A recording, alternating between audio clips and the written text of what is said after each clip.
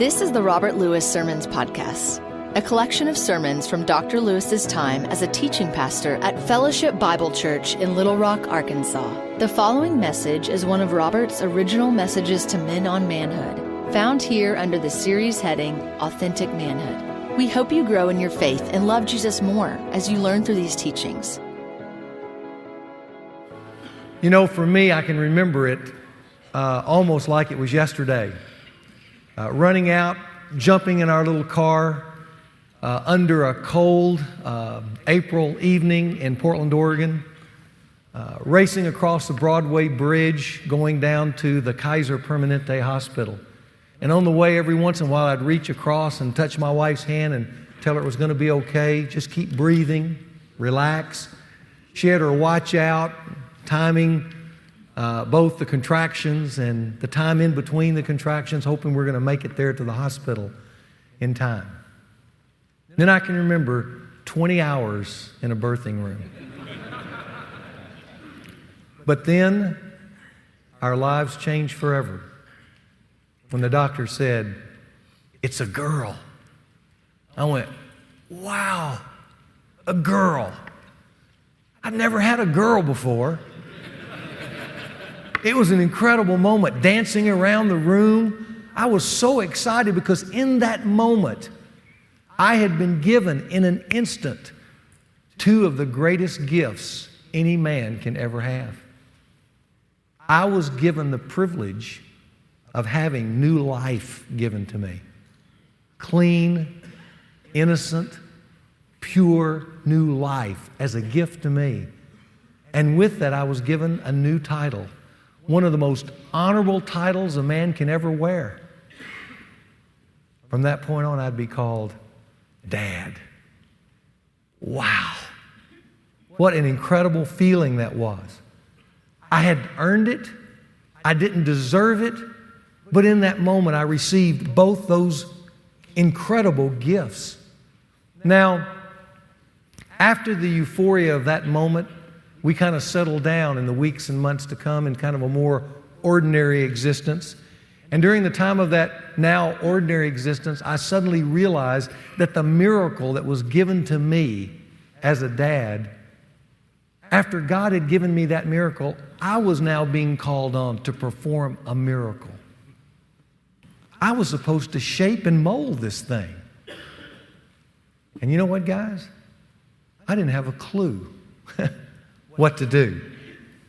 You know, it's so funny how you move from the cheer, "It's a girl," to the cry, "Help!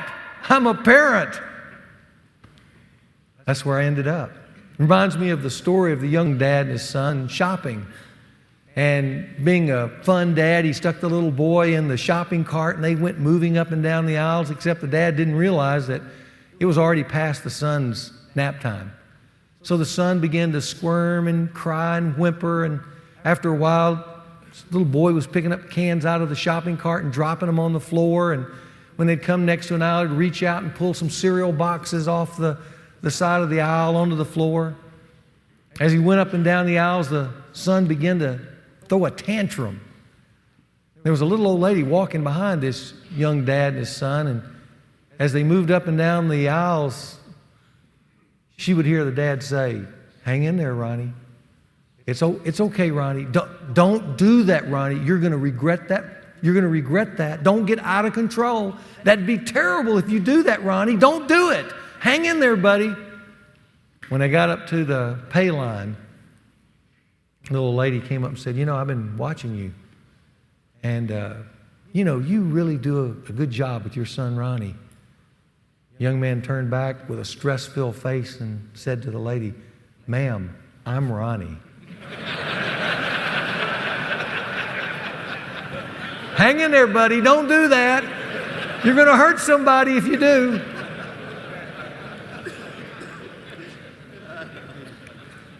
You know, men, fathering the future is both a thrilling and sometimes terrifying assignment. As someone once said, as parents, we are creators of human life, second only to God Himself. Whoa. That's an incredible assignment. Over the next 3 weeks, what I want to do is explore what it means to be a good dad. Today, we're going to kind of take a flyby of some big picture perspectives of parenting. Next week, we're going to get up close and personal, and I'm going to present to you a year-by-year game plan of how a dad raises a healthy son or daughter. And then finally, we'll finish before our Christmas break looking at the 4 keys to maximum parenting. That's where we're going to be going together in the next 3 weeks. And whether you have a family or not, this is a wonderful opportunity to store away some nuggets of wisdom in helping you not only understand you and how you were raised and what you need to do when you become a father, or if you're a father, the things that you need to reemphasize or maybe readjust, or just enjoy the fact that you've been doing some things well. What I want to do is start by looking at 10 ingredients for a healthy family. You see them there on your outline. These are not opinions of mine. They're the result of research that George Barna, many of you know George Barna, he collected a number of studies on the family, and as he looked at each of these studies, he found that there were some common elements in each of these studies that simply said, this is what a healthy family is all about. If you want more about that from his research, it's in his book, The Future of the American Family. So I'm going to give you these 10 ingredients, and as I do, just for your personal benefit, you can do your own little spontaneous survey. As I read each one of these, what you can do is put a plus or a minus next to each ingredient. A plus saying, this was true of my family, the family I grew up in or the family that I now have, or a minus saying, this is a weak spot for us. This is an area we need to grow. So let me give you the 10 ingredients real quick. Here's what they are. Number 1, a healthy family is characterized by strong, supportive, and honest communication. In a healthy family, people speak the truth to one another. They're not afraid to do that. They're not going behind each other's backs and whispering to other family members what's really going on. They can talk clear with one another.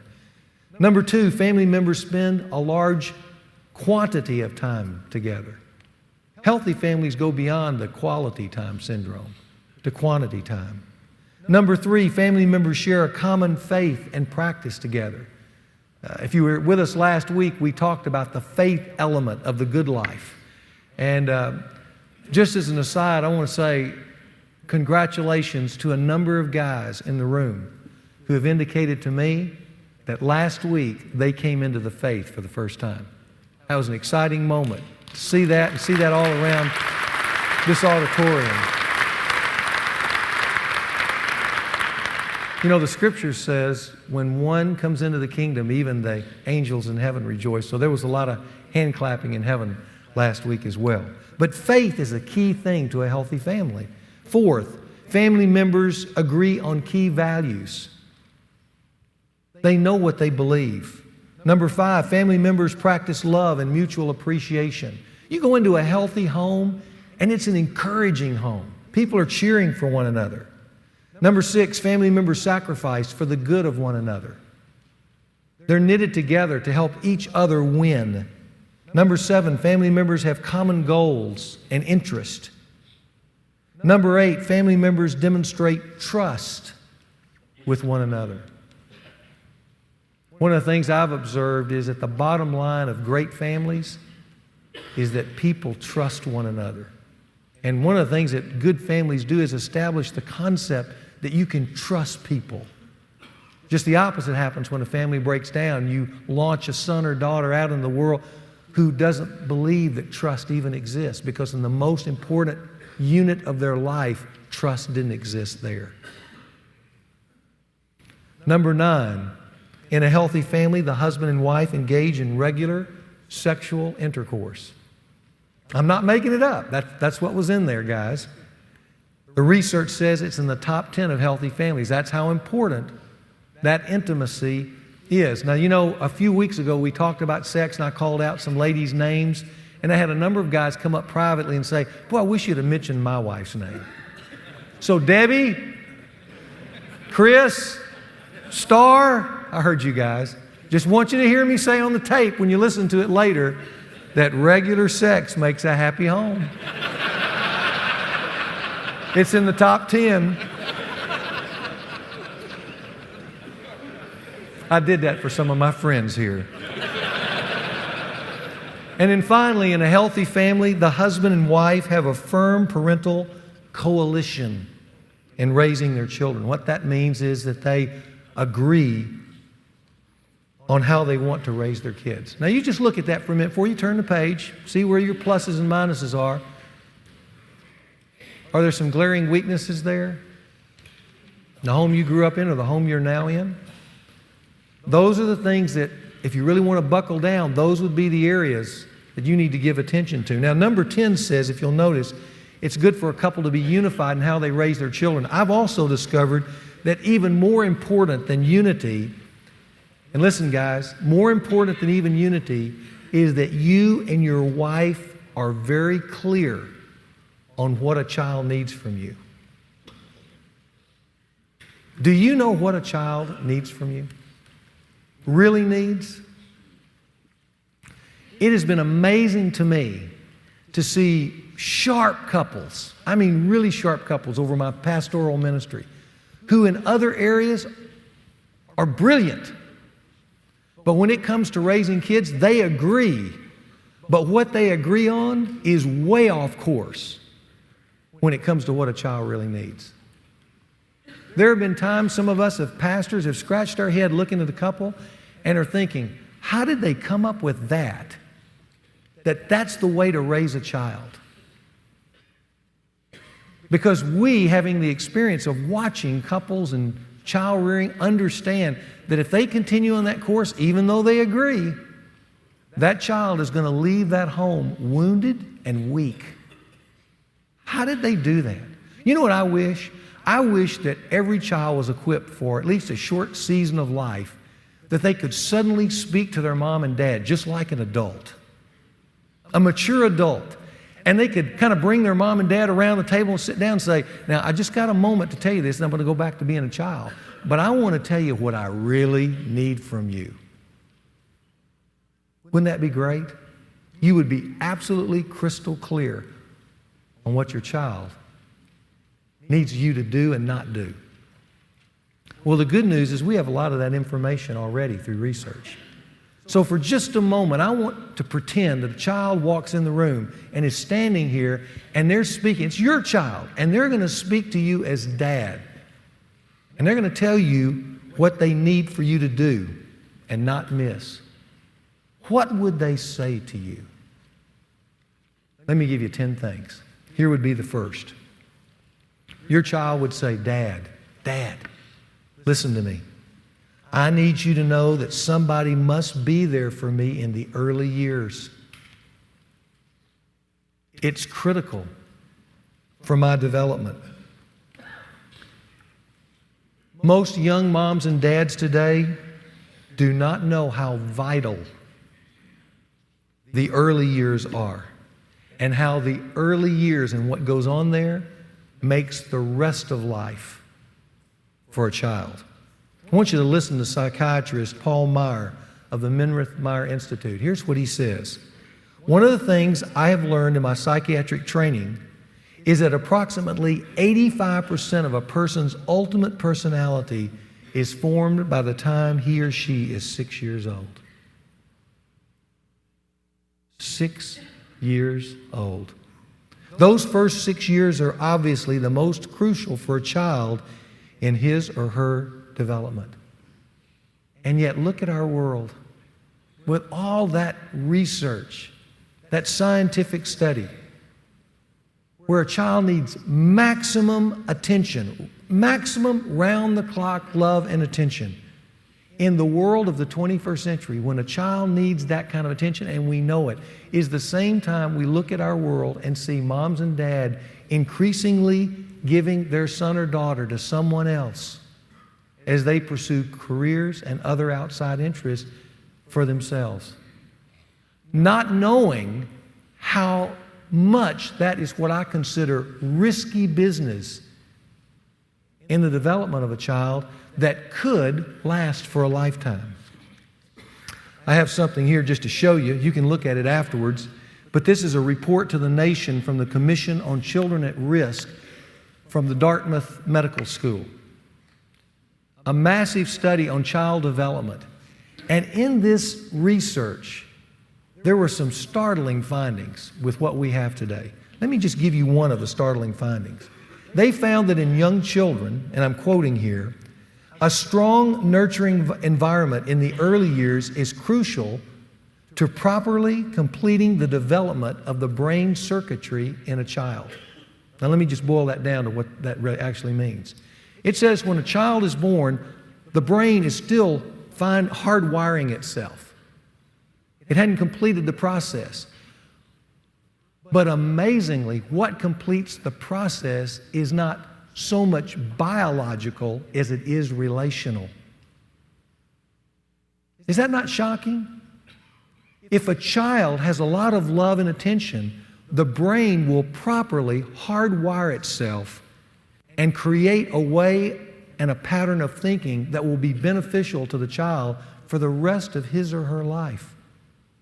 On the other hand, if that child is born with that circuitry still in the formation process, and mom and dad are not there for that child, or their love comes up short, it's not as much as the child needs, what the research says is that rather than hardwiring itself properly, the brain goes a little haywire.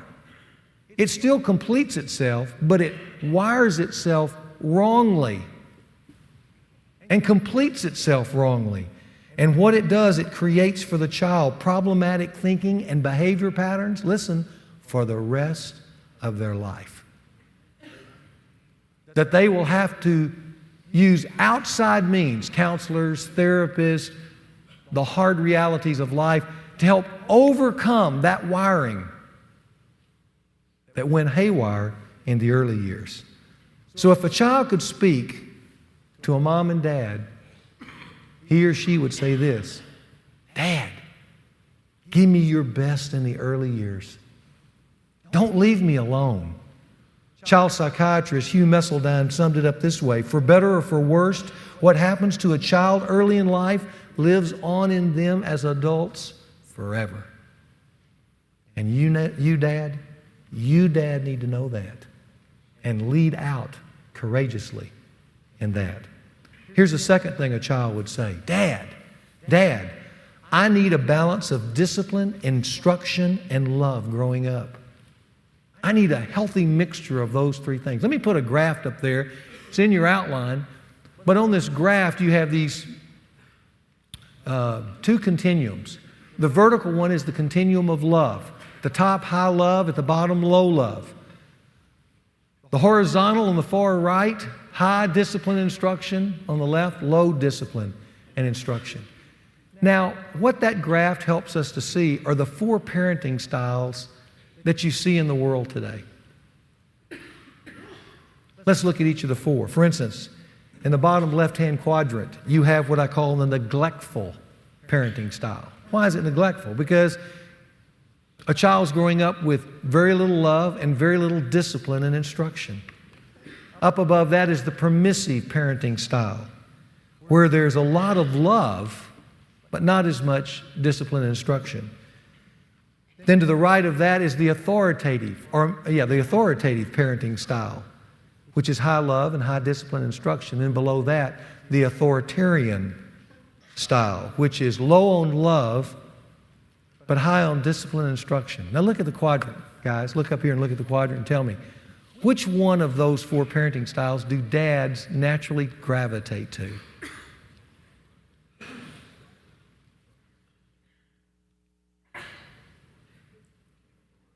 It's the authoritarian style. Why? Dads are busy. They're action figures. They don't have time to open up their heart. Many times they're trying to suppress their feeling to get the job done. And when they come home at the end of the day, tired, worn out, beaten up, they don't have time to give love as much as they have time to give direction. And so a child gets kind of the leftovers. And if a dad really works hard, there's not a lot of attention being given on the personal side, the more intimate side, the more heart side. But dad wanting to do the right things, always issuing commands from above. That's where dads tend to fall. Now, if you go back and look at the research, it tells you which of those four styles are the most healthy in order. Here's what they are. You can just put numbers next to them. It won't be on the screen. But the authoritative style of high love and high discipline instruction, that is obviously the best environment for a child. Interestingly, the second best parenting style is the permissive style, where there's a lot of love even though there's not as much discipline and instruction. The third best parenting style is the neglectful, where the child's just kind of wandering around on their own. And the worst parenting style of all is the authoritarian style. You know what's interesting? You meet someone who is very anti-religious, anti-God, anti-Christianity. I mean, they're vehement in that anger towards religion. If you ever meet somebody like that, ask them, tell me the home you grew up in. You know what they'll usually tell you? That they grew up in a strict religious home, where dad was constantly given the authoritative religious pronouncements, but they never saw his heart, never connected. In fact, they tell us that children raised high in love in either the authoritative or the permissive homes, children raised in those kind of homes were more likely to adopt the values of the family they grew up in. When they get to be adults, they're more likely to be responsive to authority figures, and they have a greater sense of well-being. Love is what creates that. Children raised below the line of love tend to have difficulty in adopting the family values. They're always reacting to authority figures, and they never have a good sense of well-being. Love is the difference maker. And isn't it interesting that the Bible says the same thing? That ancient book. Remember, we looked at the verse a few weeks ago, 1 Corinthians 13:13. Abide these three, faith, hope, and love. But then I didn't give you the last part of the verse. But the greatest of these, finish it for me, is what? Love. Love from a dad is the determining factor, the heart, the embrace, the cheers, the words of encouragement, the hugs. That is the determining factor in the well-being of your son or daughter, not so much your discipline and instruction. Now, those things are not unimportant. I just want you to see the most important. Third, if a child could speak to us, the child would say to us, Dad, I need you to know my personality and honor it. And the sooner, the better. I mean, we spent several sessions, didn't we, in the beginning, talking about living with your wife in an understanding way. And one of the ways you live with a wife in an understanding way is you know her personality. And then you begin to adjust to that personality. Guys, listen, it's just as important, in fact, maybe even more important, that you know your son or daughter's personality. One of my greatest regrets as a young dad was not knowing that. I had 4 children. One of those children is way different than the other 3, a super sensitive personality. And I didn't recognize that in the early years. And so my harsh criticisms at times, or my discipline, where the other kids could take it in a more normal vein, this particular child was injured because of that super sensitive personality. And I have deep regrets about that. Do you know your child's personality? If you look in the notes, I put that personality test again. You see it there? This personality test? Let me tell you why. If you've got a child who's 14 years old or older, you know it'd be a great thing to do. In fact, it's part of the application project this week. It'd be good for you to have a date and give your child this test. You know how to score it, and you have the information that kind of gives the characteristics. It'd be fun for them. Just sit around, have a fun evening where you test their personality and say, these are some of the characteristics that come with those personality, and really emphasize the pluses. But it gives you a way of beginning to know their personality. If you've got a child who's under 14, I'd suggest that maybe you and your wife just sit down and take that test and kind of, you know them generally, and kind of do a general guesswork test for them. And at the end say, there's a good bet we've got a choleric or a sanguine or a phlegmatic or a melancholy, and talk about what that would mean in terms of your parenting style. But here's what I want you to know. the sooner you know your child's personality and begin to adjust your parenting style to it, the better. You take on a choleric head on, and let me tell you what you're going to have. You're going to have fights all the way through because a choleric will fight you. You get down on a melancholy, you're going to bruise their spirit, and they're going to get depressed. You just need to know who they are and then adjust your parenting style based on who they are. And they want you to know that. And it's great when you can help them discover who they are and say how much you appreciate the kind of personality that they have. Fourth, a child would want to say, Dad, listen, I need you to discover my bent and actively support it. Proverbs 22:6 says, train up a child according to his or her bent. What is a bent? A bent is how God has gifted that child.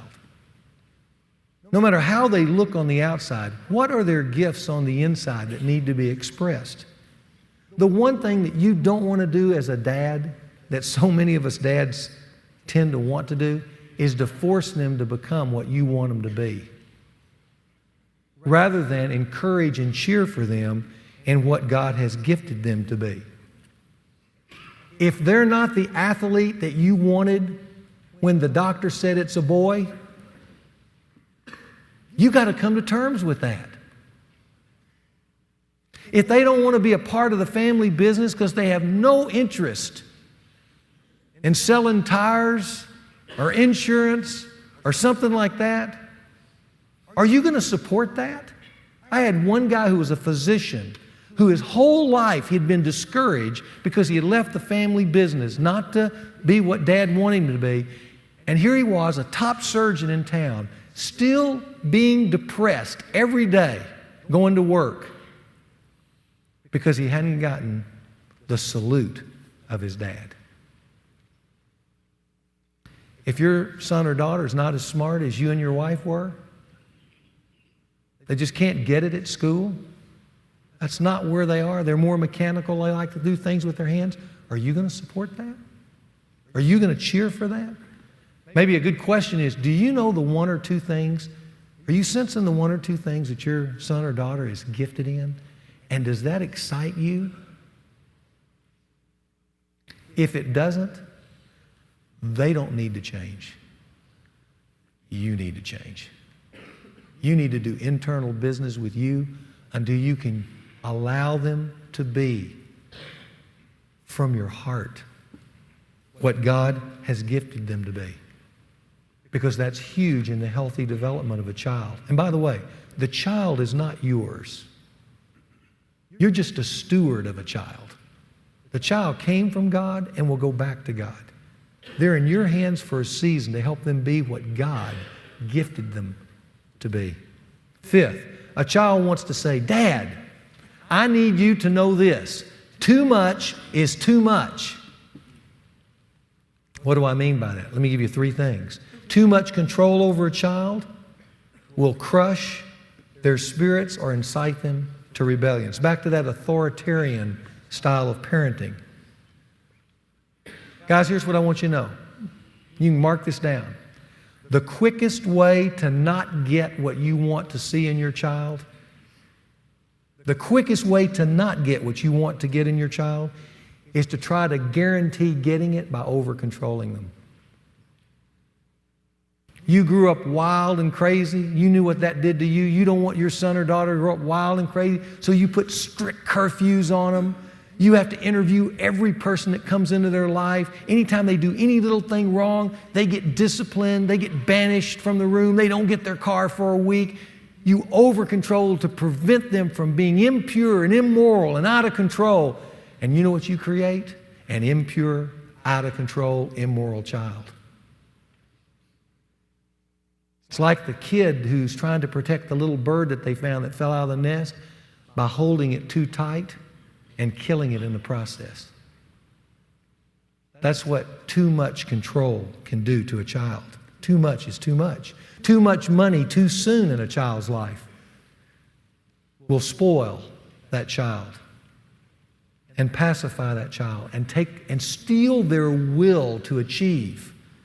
And in a prosperous America, it's so easy to give your child too much too soon. I know a lot of kids around our area that have never really worked. They'll go to college never having spent a summer really working hard. They don't know how to make up their bed. They don't know how to get to school on time. Why? Because mom and dad are doing everything for them, paying off everything. The speeding ticket, the wreck they had. I just want you to know, too much money is too much. Thirdly, too high of expectations is discouraging. I remember years ago reading an article on George Brett. Some of you maybe remember George from the Kansas City Royals, the great baseball player. In an article on George, he said that he grew up under a dad who only had one word for him: higher. Higher. And here he was, the most celebrated baseball player. And in 1980, he was flirting right at the top of having a .400 batting average. When the last game was played, he walked off the field having batted 390-something, the highest in the league. And he was greeted by his dad in the dugout with these words: 5 more hits and you'd have made it. You know, we dads are prone that direction. Over-instructing, over-correcting, but over-expecting in a child's life. We do it because we want our sons and daughters. I mean, it comes from a good place. We want our sons and daughters to be better. But when we press that all the time, we don't make them better, we make them bitter. And there are a lot of sons and daughters, and there are a lot of men in this room who even to this day, no matter what award you win, no matter how high you climb up the corporate ladder, no matter what things you achieve, and everybody's celebrating it but you. Because inside, you can still hear Dad tell you, well, what else are you going to do? Higher. Evidently, dads have that problem because there's a verse in the Bible specifically directed towards this over-expecting. It's in Colossians 3:21. Here's what it says. It says this: fathers, do not embitter your children, or they will become discouraged.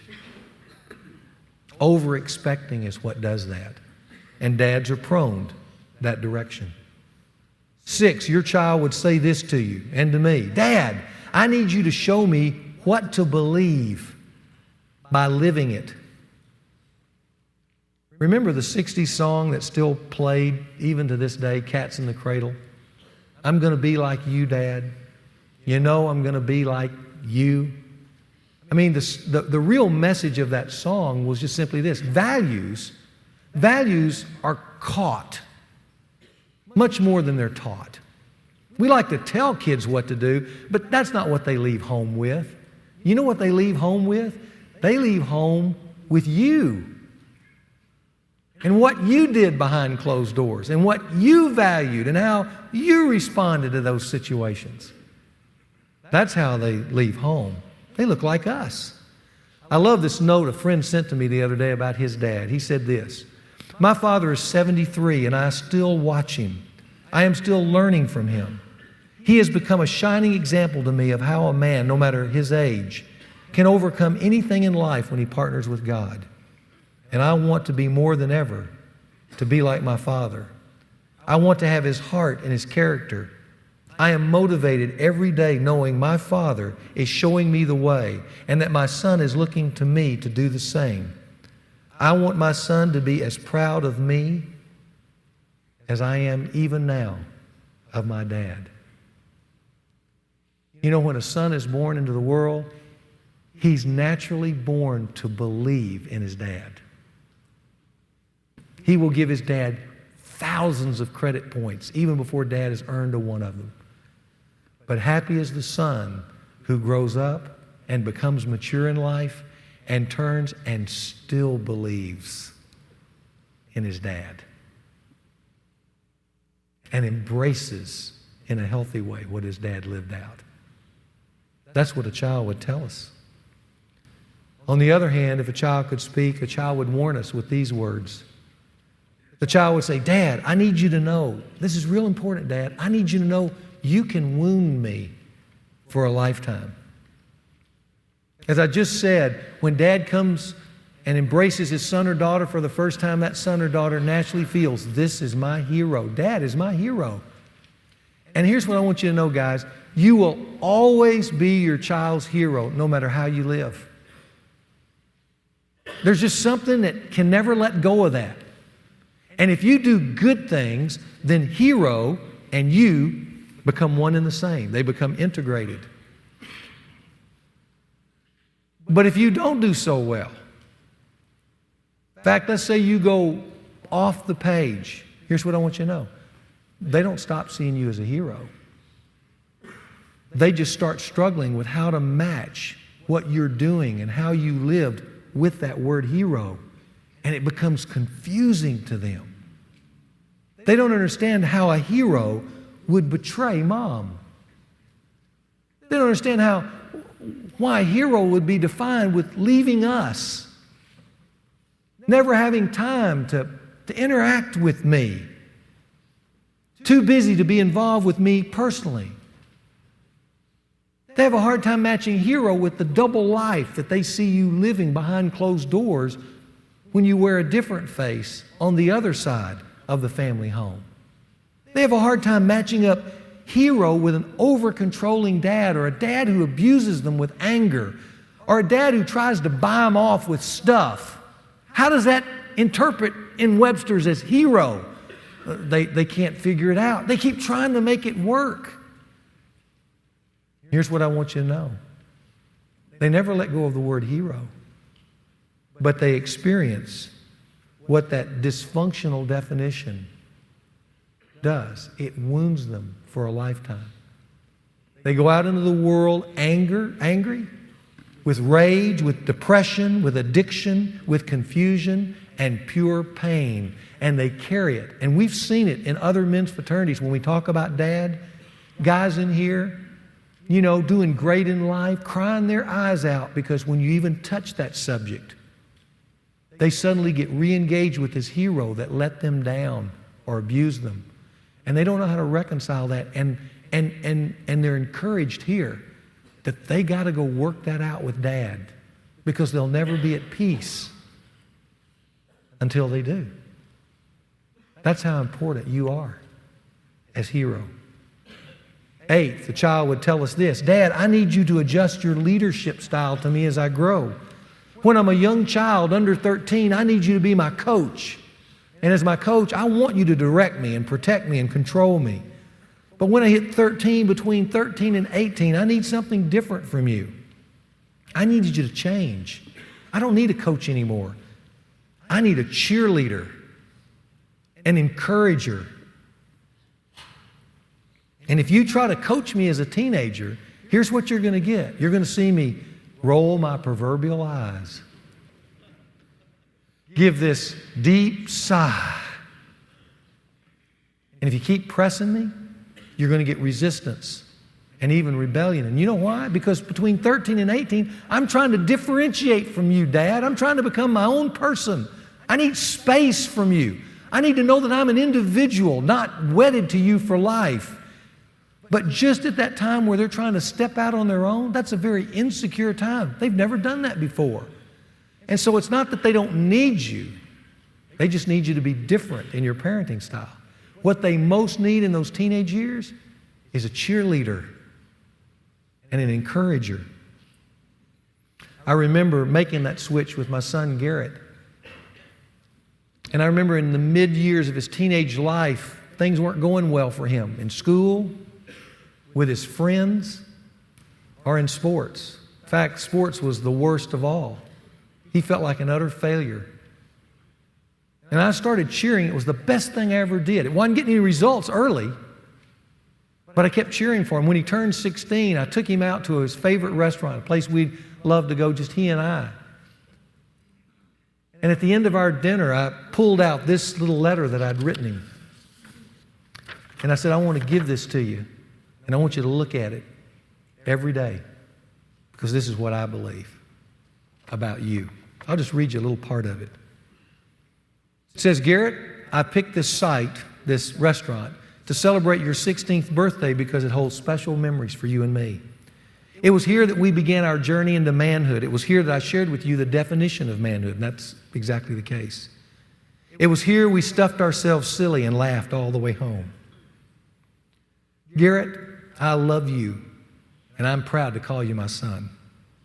God has blessed you with many admirable qualities that I want to acknowledge here tonight. Because God has made you smart. He didn't think he was smart, but I did. Develop your mind to the fullest. Let it open up to you many worlds that people will never know about. Pursue the best with your mind, and it and God will reward you. Because God has made you so loyal and sensitive, keep reaching out to your friends. You feel for people and can easily enter their successes or pain without regard to yourself. That's a rare quality.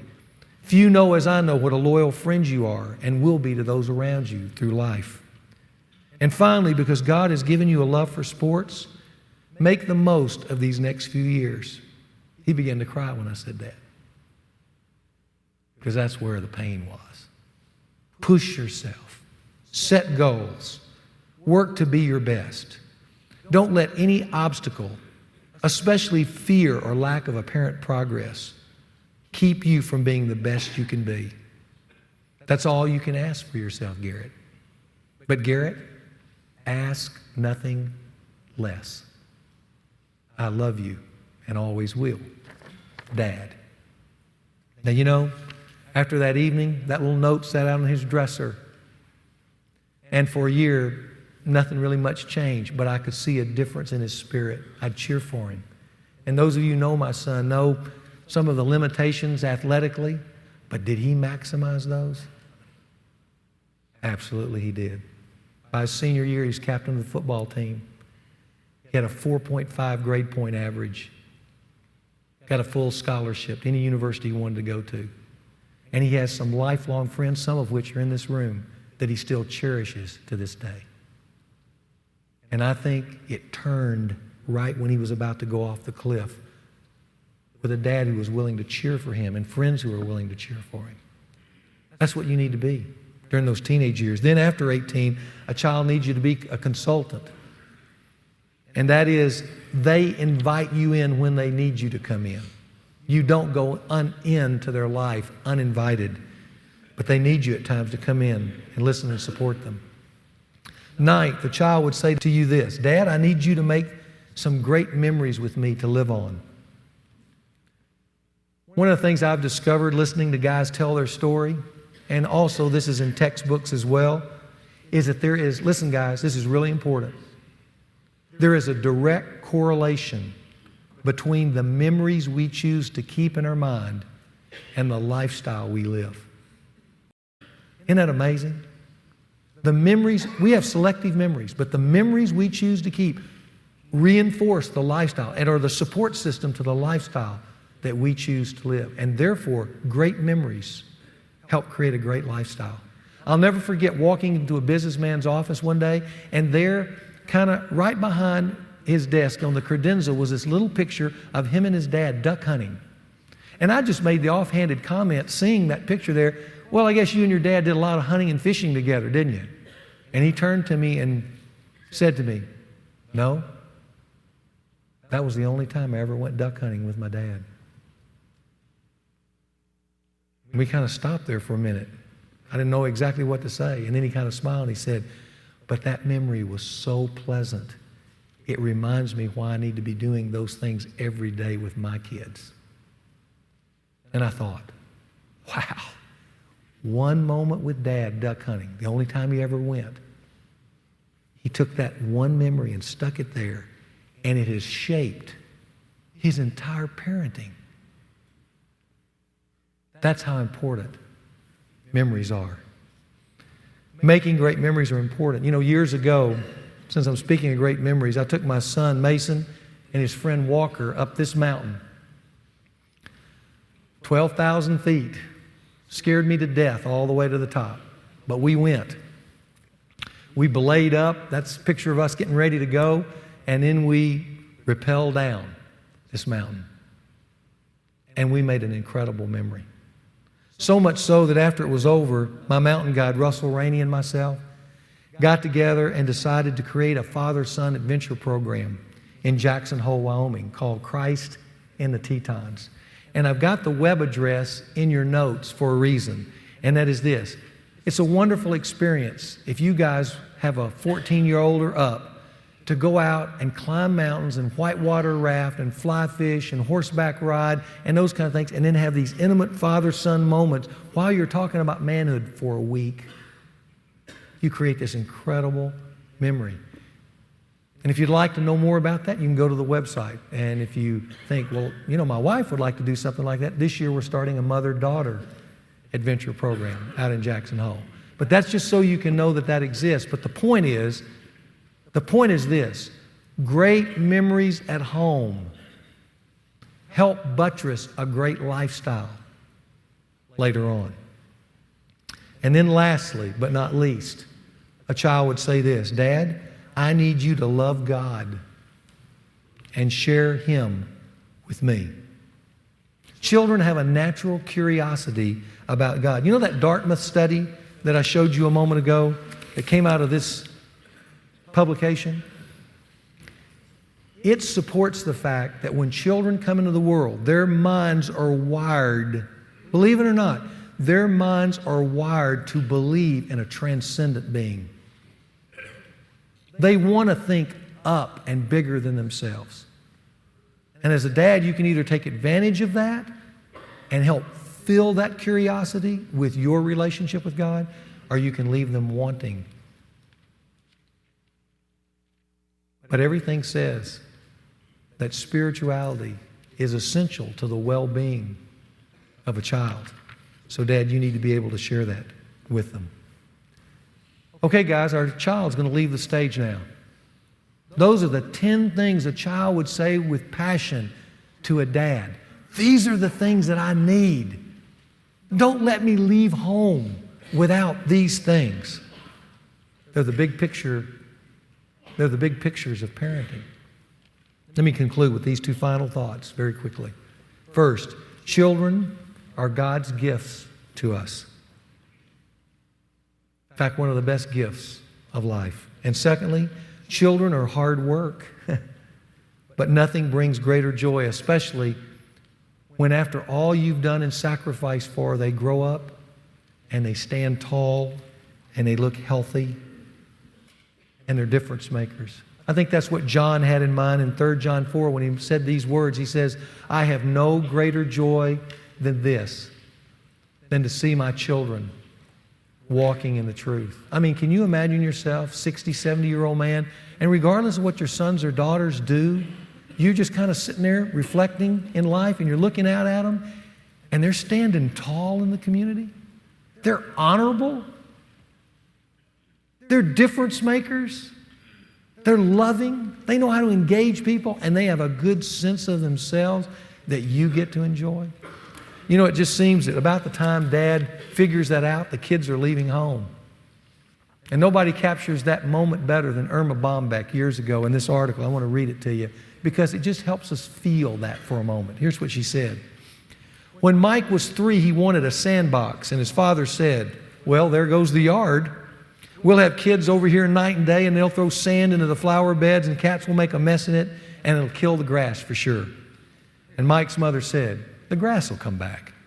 When Mike was 5, he wanted a jungle gym set with swings that would take his breath away and bars to take him to the summit. And his father said, good grief, I've seen those swing sets in backyards, and do you know what they look like? They look like mud holes in a pasture. Kids digging their gym shoes in the ground, it'll kill the grass. Mike's mother said, it'll come back. Between breaths, when Daddy was blowing up the plastic swimming pool, he warned, you know what they're going to do to this place? They're going to condemn it and use it for a missile site. I hope you know what you're doing. They'll track water everywhere. You'll have a million water fights. You won't be able to take out the garbage without stepping in mud up to your neck. And when we take this thing down, we'll have the only brown lawn on the block. It'll come back, Mike's mother said. When Mike was 12, he volunteered his yard for a camp out. As they hoisted the tents and drove in the spikes, his father stood in the window and observed, why don't I just put the grass seed out in cereal bowls for the birds? and save myself the trouble of spreading it around. You know for a fact that those tents and all those big feet are going to trample down every single blade of grass, don't you? And don't bother to answer me. I know what you're going to say. You're going to say it'll come back. The basketball hoop on the side of the garage attracted more crowds than the Winter Olympics. And a small patch of lawn that started out with a barren spot the size of a garbage can lid soon grew to encompass the entire side yard. Just when it looked like the new seed might take root, the winter came and the sled runners beat it into ridges. And Mike's father shook his head and said, "I've never asked for much in this life, only a small patch of green grass." And his wife smiled and said, "It'll come back." This fall, the lawn was beautiful. It was green and alive, and it rolled out like a sponge carpet along the drive where gym shoes had trod, along the garage where bicycles used to fall, and around the flower beds where little boys used to dig with iced teaspoons. But Mike's father never saw the yard. He anxiously looked beyond the yard and asked with a catch in his voice, "He will come back, won't he?" That's what parenting is all about. For those of you who have a child, you've received the greatest title, Dad. Thank you for listening to this week's message. It really helps us when you rate and review this podcast. If you found today's teaching helpful, take time to do that today. This podcast was produced by the team at Sound of a Rose.